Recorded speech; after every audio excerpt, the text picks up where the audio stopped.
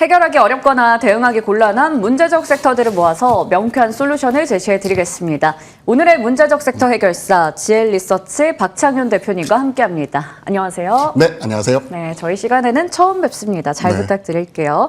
자, 오늘 첫 번째 문제적 섹터 주제부터 확인해 보겠습니다. 우크라이나 평화 구상안 협상 진전 소식 등에 오늘 재건주가 상당히 강합니다. 반면에 방산주는 장중 크게 흔들렸죠. 재건주 내에서 데모가 장중에 상한가를 찍었고 이 건설기계 대표주 시세가 굳건했는데 지금은 살짝 윗꼬리가 달려있긴 합니다. 현 위치에서 따라잡아도 될까요?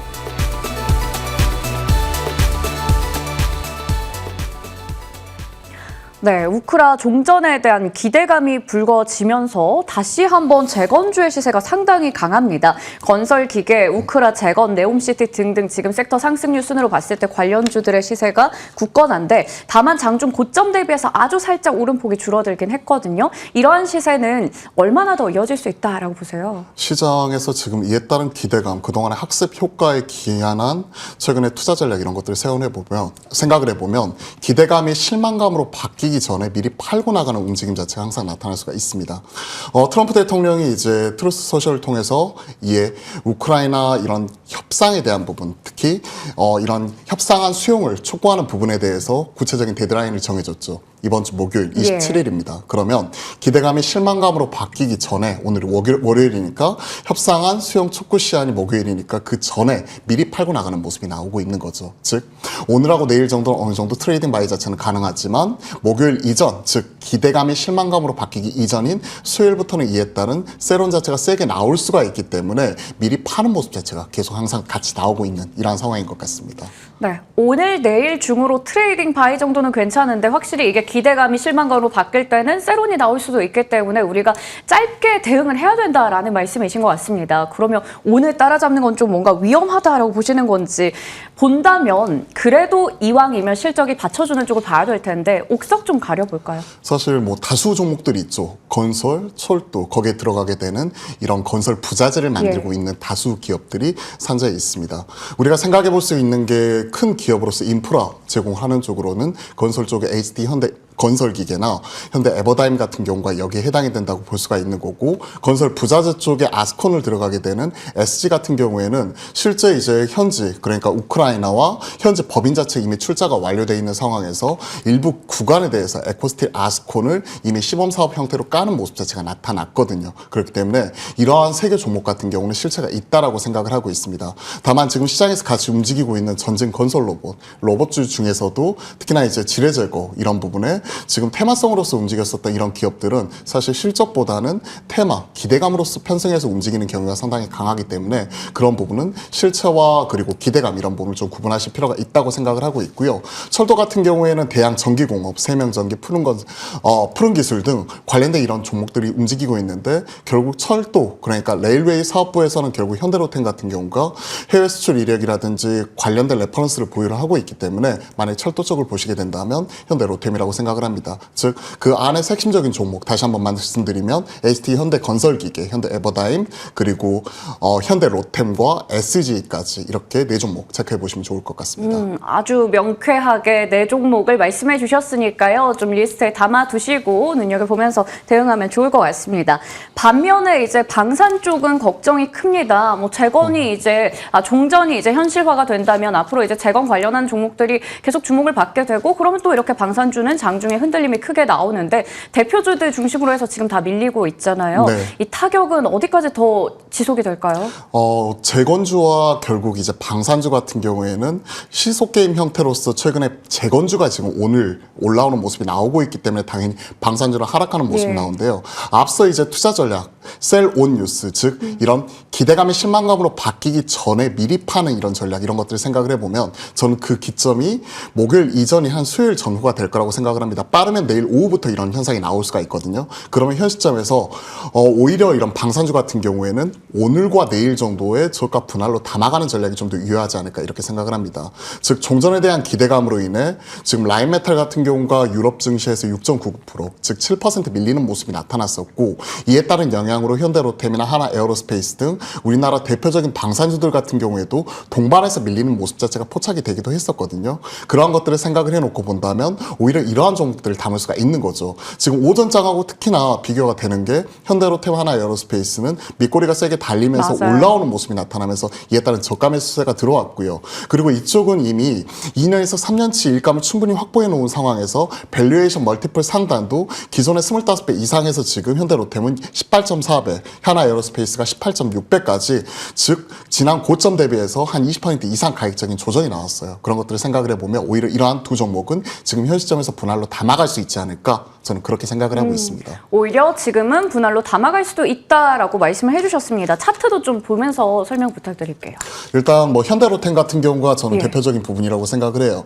특히나 이제 우리가 체크를 해봐야 될 게 지난 고점이 249,500원 10월 말에 기록을 했었고, 이때 폴란드 2차 수출 이후에 그 다음에 최근에는 좀 부진한 모습 자체가 좀 나타나기도 했었는데, 그리고 나서 개별적인 모멘텀이 좀 부족하다. 네. 추가적인 이라크 수출이라든지 이라크 수주나 이런 구체적인 대형 수주에 대한 모멘텀이 부족하다는 이슈로 인해서 고점 대비해서 최근에 17만 3,500원까지, 즉 17만 원대까지 고점 대비해서 거의 뭐 25% 이상 밀리는 모습 자체가 나타나고 있죠. 지금은 어느 정도 어느 역배열 구간에서 그 소위 말해서 이제 기존의 추세선 자체가 무너지면서 우하향하는 모습 자체가 나타나고 있는데, 앞에서 말씀드렸던 대로 만약에 현 시점에서 오늘 추가적으로 뭐 저점 대비해 가지고 저점이 오늘 9%까지 밀린 이후에 지금 한 4%까지 저점 대비 한 5% 가까이 지금 줄이는 모습 자체가 나타났잖아요. 네. 이런 것들을 생각을 해보면 오늘과 내일 분할로 담아서 기존의 추세선이라고 할 수 있는 지금 현 시점에서 대략 한 20만 원까지 좀 바라볼 수 있는 전략 자체가 유효하지 않을까, 그렇게 생각을 하고 있습니다. 확실히 이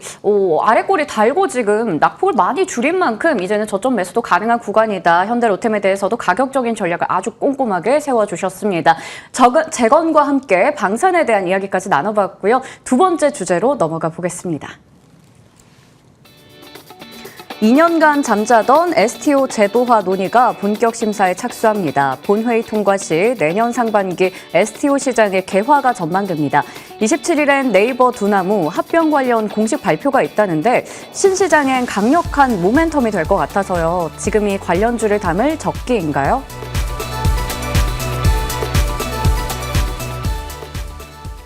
네, 토큰증권 STO 시장의 개화 기대감 이제 정말 내년 상반기로 뭔가 임박한 느낌이 있습니다. 먼저 전망부터 좀 짚어볼까요? 사실 최근에 계속 딜레이가 되는 모습이 나타났었죠. 예. 우리가 STO, 그러니까 시큐리티 토큰 오퍼링, STO 시장이 개화하기 이전에 사실 우리가 어느 정도 혁신 금융 상품 지정이라고 해서 혁금이라고 표현을 하는 이런 임시 면허 라이센스 자체를 발급을 했습니다. 여기에 대표적으로 갤럭시와 머니트리의 경우에는 항공기 엔진의 조각 투자 이 부분은 혁금 지정이 되면서 구체적인 관련 사업 자체를 지금 진행을 하려고 관련 사업을 추진을 하고 있죠. 그러한 상황에서 이제 STO, 즉 임시 면허 자체는 어느 정도 마무리가 되게 되는 거고, STO를 통해서 완전히 법제화하면서 이제 조각 투자가 가능하게끔, 그리고 블록체인 원장을 활용한 이런 기술 자체가 제도권으로 편입이 되는 그 중요한 시점에 도래해 있다고 생각을 하고 있습니다. 일단 그 24일을 주목을 해봐야 될 것 같아요. 네.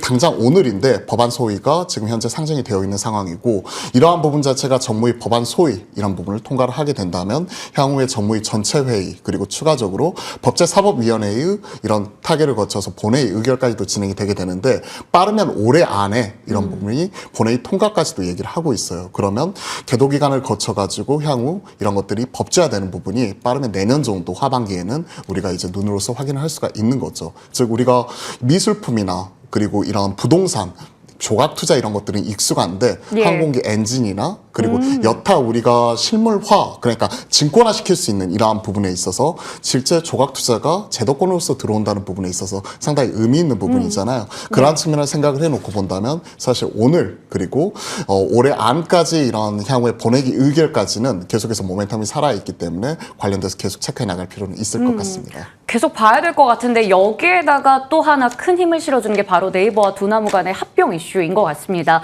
27일에 공식 발표가 된다면 정말 20조 원 규모의 거대 핀테크 공룡이 탄생한다고 하죠. 이 의미 좀 깊게 한번 우리가 가져가도 괜찮은 모멘텀일까요? 블록체인 최강자와 그리고 네이버 플랫폼 결합, 그리고 가상자산과 실물 결제 라인을 가지고 있는 결제 사업자의 결합이라는 측면에서 상당히 의미 있는 부분이고, 그리고 이제 네이버와 두나마의 합병을 통해 결국은 네이버의 국내에서의 이런 그 저성장 국면, 그러니까 그로스 측면에서 약간 이익이 잘 나고 있음에도 불구하고 카카오 대비해서 밸류에이션 측면에서 좀 멀티플 저평가되어 있던 측면이 어느 정도 해소가 될 수 있다는 기대감 자체가 있어요.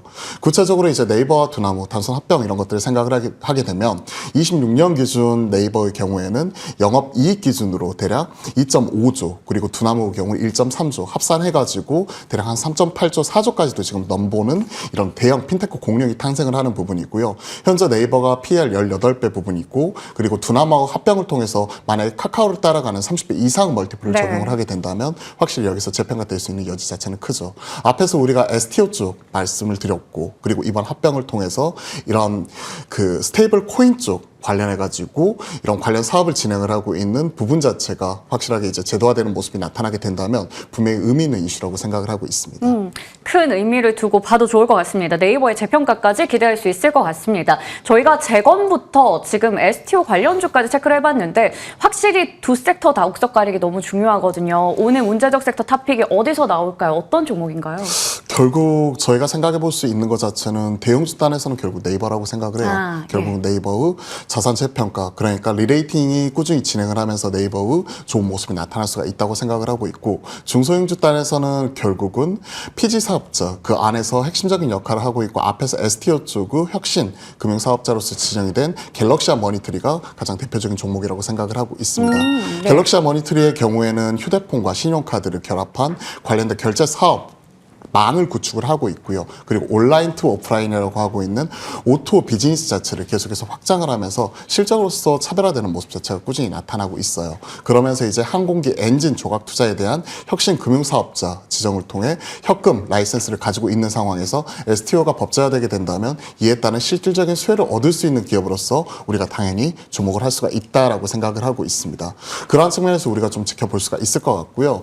뭐 추가적으로 이제 지금은 현재 기관 횡보하는 모습이 나타나면서 한 1,200원, 10,000원 전후에서 왔다 갔다 하는 모습이 나오고 있는데, 앞에서 말씀드렸던 대로 STO 법제화 이런 것들이 만약 구체화될 경우에 지난 그 여름에 대략 한 15,900원까지 16,000원 근처까지도 올라갔었던 이력이 있기 때문에 이에 따른 기대감을 현실화시킬 수 있다고 생각을 합니다. 그러면 현 시점에서도 충분히 업사이드가 50% 이상 열려있는 부분 자체를 우리가 단기적인 모멘텀으로서 가져갈 수 있는 부분이니까 현 시점 우리가 충분히 가져갈 수 있는 이러한 현상으로 좀 체크해 보면 좋을 것 같습니다. 일단 구체적인 가격 전략까지 한번 세워드리면 좋을 것 같은데, 일단은 고점은 15,980원. 하지만 지금 이러한 부분이 지금 윗꼬리가 달리면서 어느 정도 고점 매물대를 형성을 하고 있기 때문에 개인적인 현실적인 목표가로는 한 14,200원까지 고점 매물대 소화하는 과정까지의 업사이드 자체를 좀 제시를 해드리려고 하고 있고요. 손절가 자체는 현 시점에서 전저점 라인 이탈하는 가격권 이런 부분을 생각을 하게 된다면 손절 라인 때는 한 8,600원 제시를 해드리니까 14,200원, 8,600원 체크를 하시면서 현 시점 연말까지 이런 트레이딩 바이 측면에서 조정 시 매수 관점 그대로 유지를 하도록 하겠습니다. 네, 연말까지 보면서 조정 시에는 매수하자 말씀해 주셨네요. 갤럭시아 머니트리 목표 주가는 14,200원, 손절가는 8,600원 설정해 주셨습니다. 지금까지 GL리서치 박창윤 대표님과 함께했습니다. 저희 성공 마감 전략 1부에서 준비한 순서는 여기까지입니다. 잠시 후 성공 마감 전략 2부에서 다시 인사드리겠습니다. 고맙습니다.